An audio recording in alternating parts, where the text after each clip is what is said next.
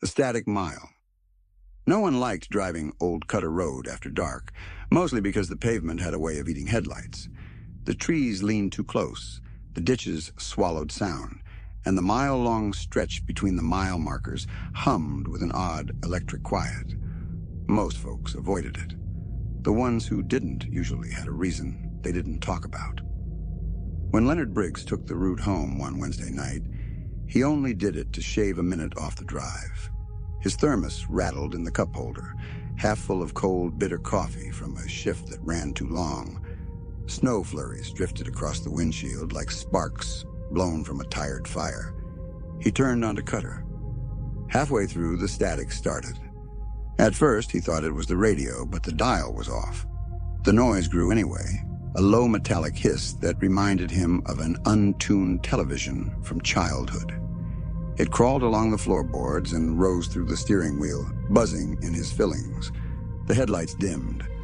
Not out, just weaker, as if the darkness pressed back harder than usual. Leonard eased off the gas. The static sharpened.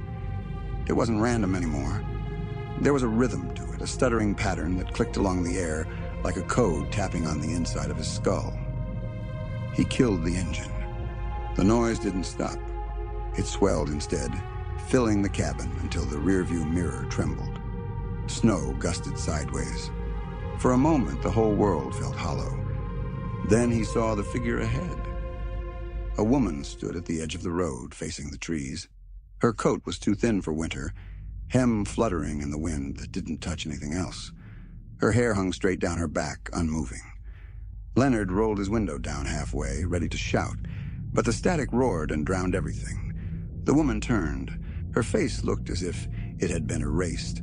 Not violently, not grotesquely, just smoothed over, like someone had wiped it clean with a cloth.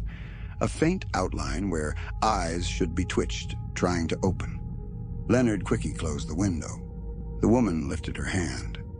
The static dipped low, shifting into a deep rumble that vibrated through the tires. Snow around her feet began to melt in a perfect circle. The road behind Leonard cracked. Not ice, asphalt.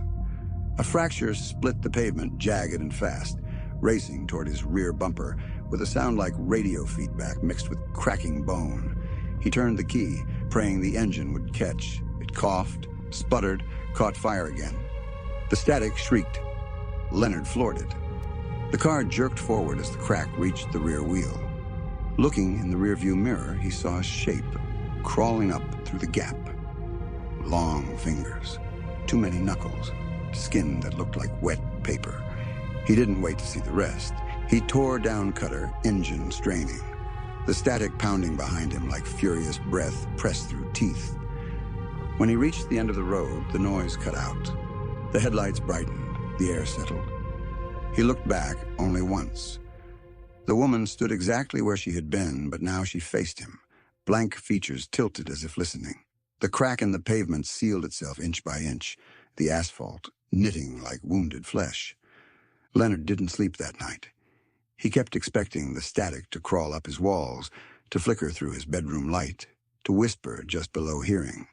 By morning, he had convinced himself it was exhaustion, until he stepped outside and found fresh snow across the driveway. And a long, perfect footprint melted clean through the center of it.